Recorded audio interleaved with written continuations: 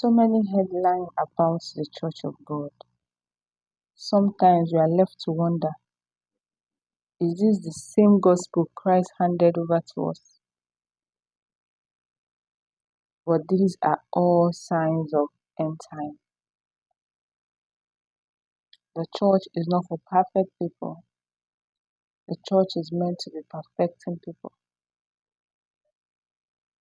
Many are called, but few are chosen.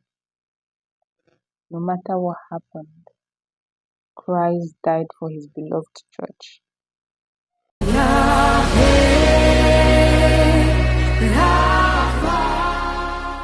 Church isn't perfect, but it is precious to Jesus. He calls it his bride, broken, messy, imperfect, and still his bride.